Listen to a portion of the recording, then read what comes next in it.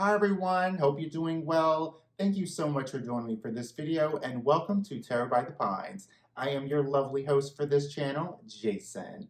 In this video, I'll be reviewing the tarot deck by Victoria Iva, the Black Tarot. Now this is a very interesting deck to work with. It plays with energies, light, and of course, darkness. So I'm very excited to share my thoughts and opinions on this unique and fascinating deck. So if you're interested in hearing my thoughts and opinions, keep watching. The Black Tarot was sent to me by the publishing company Brigh. Even though they sent me this to review, I'm still going to give my honest and unbiased opinion. The back of the box says, "Enter the darkness of the Black Tarot, where sparks of light punctuate the midnight realm. From the incredible imagination of artist Victoria Iva, these 78 cards will offer you penetrating insight into the depths of your mind and soul."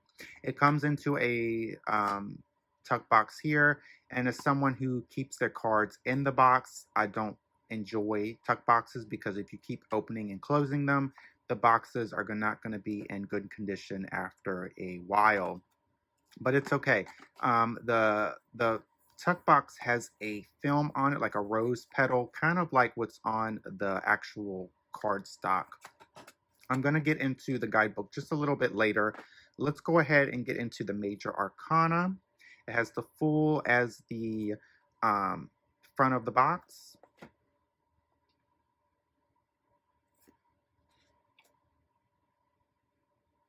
As you can see, it has borders. It has a black border along the edge. Not really bothers me because it seems to, really go with the imagery. It just blends in with the cards. One of my favorite emperors. You can just see that this deck really plays with light and shadow.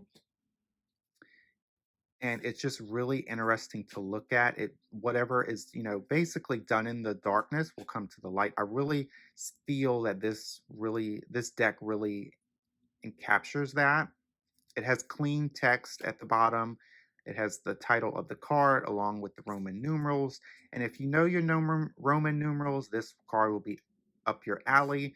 As someone who is still struggling to know all of their Roman numerals, this was a challenge for me to put back in order because I've been working with this deck for quite a few days to give, this review and just really to, sit with the deck. One of my favorite death cards, it has a skeleton. It seems like there's some skin left on, maybe not. The skeleton is going along this checkerboard pathway into the light that they can faintly see.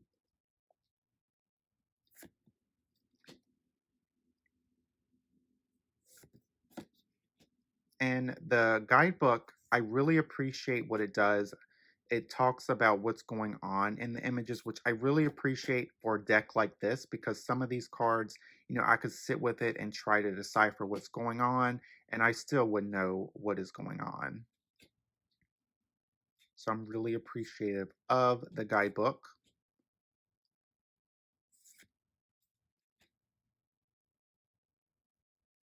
All right, going into the minor arcana. Now, the cardstock is that rubbery rose petal finish, which I really enjoy. For a riffle shuffler person, this is going to be fantastic. It's going to uphold, it's going to last. The Suit of Wands. Some of these cards feel pippish, especially with this Three of Wands here. And sometimes you're not going to be able to see the actual item in the card, especially with the four. I think they're right here. But that's okay. It's just, these images by Victoria, they're just really just stunning. They just really take you into her world. She is a Russian artist who, she fled the country when the war was happening, and she is now in the States. So I feel like her images here perhaps captures what she witnessed in Russia, or maybe she was inspired.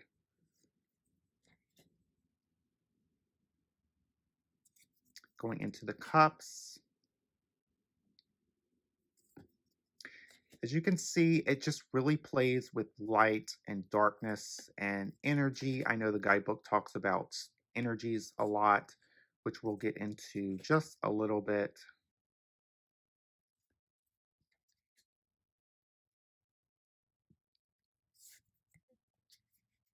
It's just a really otherworldly deck. I have read this deck a few times, and it did give me some interesting readings. And the guidebook, oh my gosh, I can't stop talking about the guidebook. Even though it's a smaller guidebook, it just makes the cards, the images, and the feelings of each meaning of the cards work. And this could be a deck that you could use for shadow work. I don't do shadow work, but it's just something really about this deck that I feel has another use for besides shadow work. I just can't put my finger on it.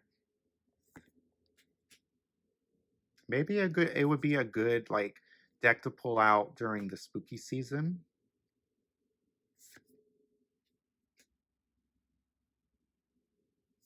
And the swords. Oh, I love the Seven of Swords. The suit of swords have always been my favorite in tarot anyway. But this seven here, you can definitely see that this shadow figure here is pulling up one sword, trying to be sneaky to take away at least one sword.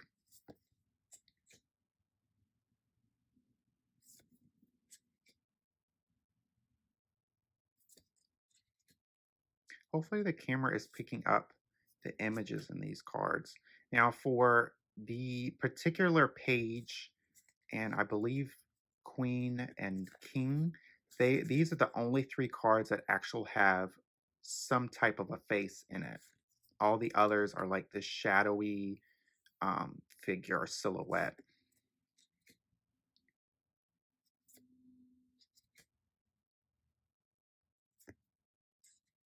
Now, Brigh has several tarot decks in their collection.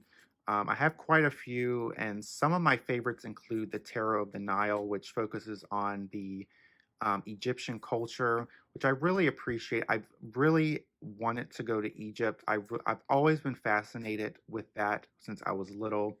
The other deck is the Lustrous Tarot, which is a refresh of the traditional artwork. It's just colored differently, or it's more modernly colored. And this one has become one of my tops for sure. It is definitely a unique and interesting deck to work with alongside the guidebook.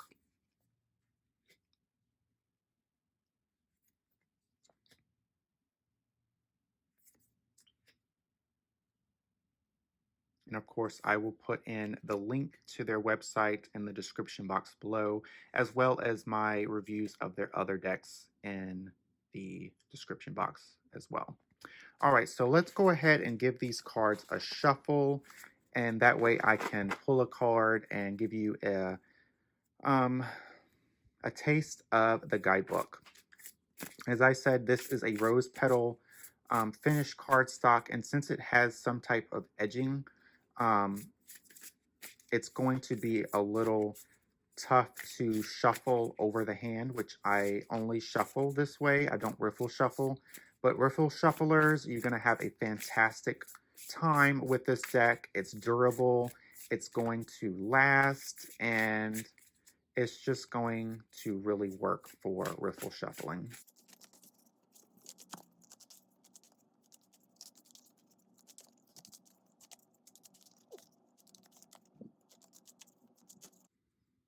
All right, so we have the Devil.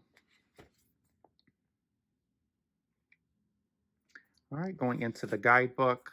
It's like a little pamphlet here. It gives an introduction, talks about the general information of a tarot deck, talks about the minor, the majors, the suits, what they mean, spreading the cards, give a 3-card spread, then some tips, and then going into the major arcana. So let's go ahead and go to the Devil. So you're going to get an image on the left side, and then it's going into the actual meaning, the symbolism, what's going on in the card, and the upright and reversal keywords. So let's go ahead and dive into the devil. The devil represents consequences we face as our choices become more and more significant the farther into life we travel. The devil archetype is the 15th encounter for the fool, teaching us that we are responsible for our lives and our choices. If we make selfish choices that harm others, we will not enjoy the outcomes. Symbolism. A dark figure walks the land searching for souls to collect and corrupt. The moon has a dark energy around it, indicating the negative influence of the figure. Upright keywords: self interest, temptation, consequences, and choice. Reversed: unwise choices, lust, wanton abandon, and manipulation. So let's go ahead and just pick a um, minor arcana card. Five of Cups here. And for the minors, they don't get as much love, but that's okay. It still has just a little more, it has a bit of information that we can work with. So the 5, meaning you have a disappointment you must accept. Hidden possibilities have not revealed themselves yet. Symbolism: a figure reaches out for 5 cups. 3 are upside down and 2 are upright. The landscape is barren. There is more adversity than hope, but there is still some hope. Upright keywords is disappointment and sadness from loss. Reversed: depression and despair. Overall, this is a really interesting and fascinating deck to really work with and even to appreciate the artwork. It is just a deck that's otherworldly. It really encaptures that light and darkness. It just really transcends us into a different world and just makes us look at things a little bit differently. I've always enjoyed when decks do that. It's just, one of their better decks, in my opinion, for sure. Brigh has a vast collection of tarot decks, and this is one that I really can recommend. That if you enjoy this artwork from Victoria Iva, it's something that you connect with. I suggest you definitely picking it up and just really working with it, sitting with it as I did. Just a really lovely deck. So let me know in the comments below what you think about this deck. I will put in the Brigh's website in the description box below, as well as my other reviews of their other decks. So definitely check those out. Again, thank you so much for joining me for this video. I hope you enjoyed it. And until next time, I will see you for Tarot by the Pines.